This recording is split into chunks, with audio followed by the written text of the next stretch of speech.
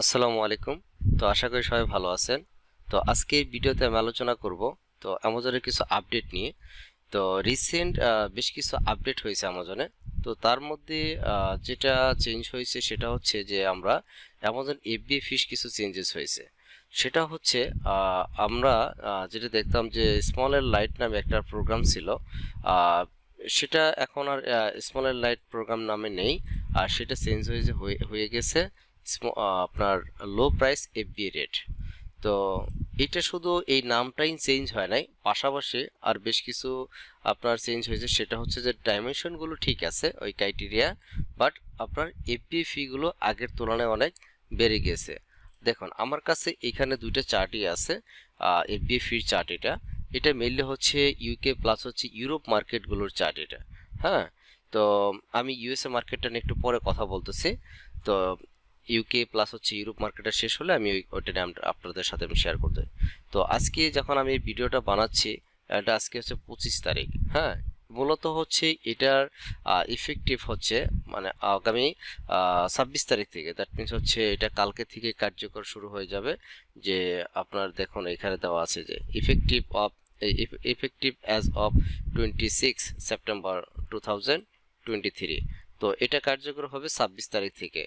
তো মানে একদিন পরেই ইউকের এদিকে এটা কার্যকর হতে যাচ্ছে। তো আমরা দেখি নর্মালি এখানে এফডি ফিটা ইউকের দিকে কোন ডাইমেনশনের জন্য কেমন কাটতো।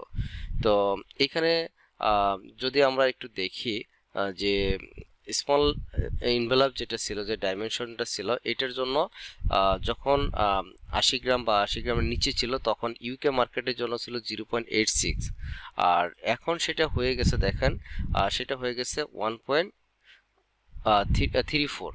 সেম ডাইমেনশন সেম ওয়েট, তারপরে কিন্তু এফবিএফ রেটটা অনেক, এফবিএফ ফিটা কিন্তু বেড়ে গিয়েছে।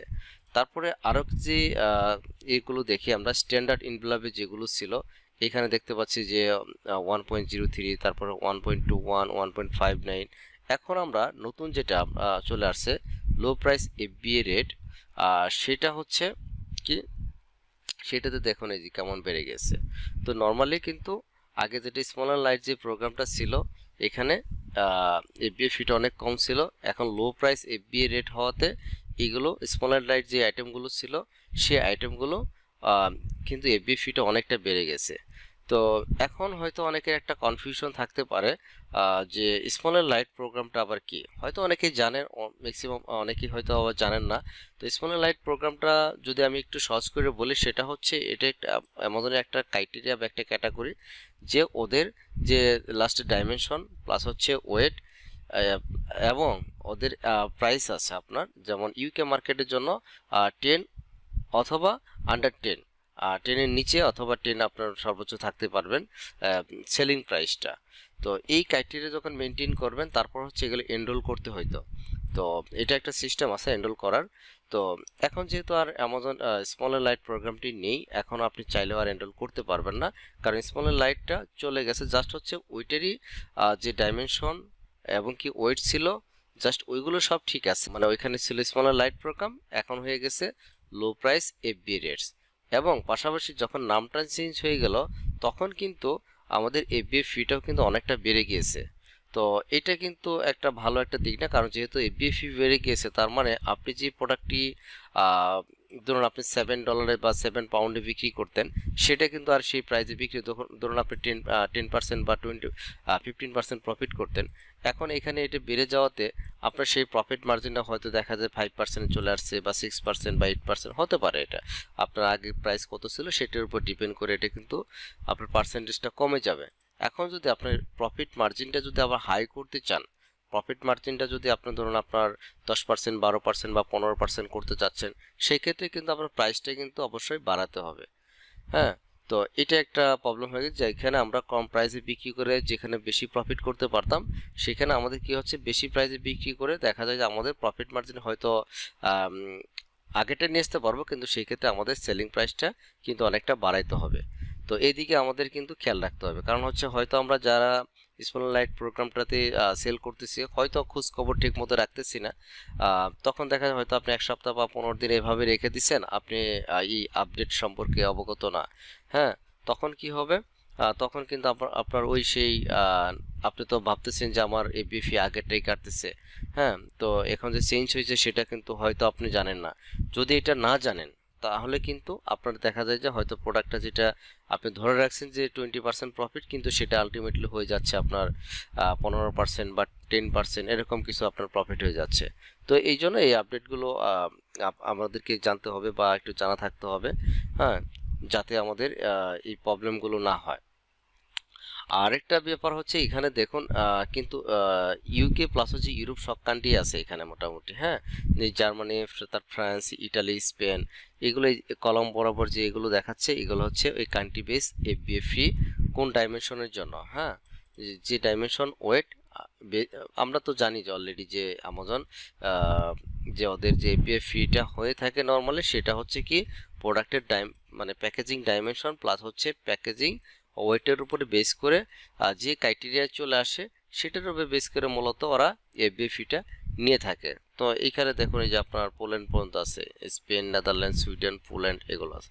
এখন আসি ইউএস এর কথা। ইউএসএ এটা গত মাস থেকে, গত মাস বলতে বোঝাচ্ছি যে এটা তো এখন সেপ্টেম্বর মাস, অগাস্ট মাসের 29 তারিখ থেকে এটা কার্যকর হয়েছে ইউএসএ মার্কেটের জন্য। তো ইউএসএ মার্কেটের জন্য ঠিক একই হয়েছে। সেটা হচ্ছে কি ওইখানেও যেটা স্মলার লাইট ছিল সেটাও লো প্রাইস এফবি রেট হয়ে গেছে, কিন্তু ওদের কার্যকর হয়ে গেছে আরও মোটামুটি বলা চলে 20-25 দিন আগে। আর এখন এটা কার্যকর ইউকে প্লাস হচ্ছে ইউরোপ মার্কেটের জন্য কার্যকর হবে আগামীকাল থেকে। যেহেতু আজকে 25 তারিখ আমি ভিডিওটি বানাচ্ছি, এটা 26 তারিখ থেকে আমাদের ইউকে প্লাস হচ্ছে ইউরোপ মার্কেটের দিকে এটা ইফেক্টিভ হতে যাচ্ছে। তো এটা আমাদেরকে একটু দেখতে হবে। আর দ্বিতীয়ত হচ্ছে এইখানে যেমন কিছু অসুবিধা হয়েছে, কিছু কিছু প্রোডাক্টের ক্ষেত্রে আবার সুবিধাও আছে। হ্যাঁ, যেমন কোন প্রোডাক্টগুলোর ক্ষেত্রে সুবিধা আছে, যেগুলো ছিল আপনার স্ট্যান্ডার্ডে এদের আপনার স্মলার লাইট প্রোগ্রাম আসতে পারতো, কিন্তু সেটা তখন এফবিএ ফিটে বেশি ছিল। আমি যদি একটু এই চারটা থেকে বোঝানোর চেষ্টা করি তাহলে আপনারা সহজে বুঝতে পারবেন। এখানে বেশি ছিল স্মলার লাইটে যে প্রোগ্রামের এইখানে ছিল এফবিএ ফিটা ছিল, ওইটা নর্মালি এখানে চলে আসবে তখন। হ্যাঁ, তখন ওই নর্মাল এফবিএ যেটা ছিল তখন কিন্তু এখানে এসে কমে যাবে, 2.44-এ চলে আসবে।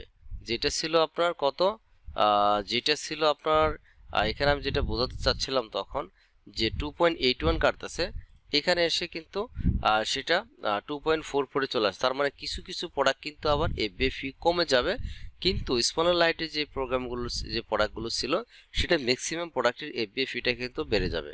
তো এইদিকে আর কি আমাদের একটু খেয়াল রাখতে হবে। আর ইউএসএ যেহেতু অলরেডি বেড়ে গেছে ওইদিকে তো আপনাদের হয়তো আপনারা জানেন, আর যারা জানেন না তারা অবশ্যই ওইদিকে প্রাইসগুলো আমাদের কিন্তু সেলিং প্রাইস অবশ্যই ইনক্রিজ করতে হবে। না হলে যদি আমরা আগের চিন্তা করে থাকি তাহলে দেখবেন যে এফবি ফিটা অনেক বেশি কাটতেছে, আপনার প্রফিট মার্জিনটা অনেক কমে গেছে, অথবা দেখা যায় যেটা প্রফিট মার্জিন অনেক কম ছিল সেটা আপনার মাইনাসে চলে গেছে। তো এই জন্য আমাদের এদিকে খেয়াল রাখতে হবে। তো আশা করি আপনারা বুঝতে পারছেন। আর আমি অন্য কোনো ভিডিওতে আরও কিছু আপডেট বা অন্য টপিক নিয়ে আমরা আলোচনা করার চেষ্টা করব। তো ইনশাআল্লাহ সবাই ভালো থাকবেন। আসসালামু আলাইকুম।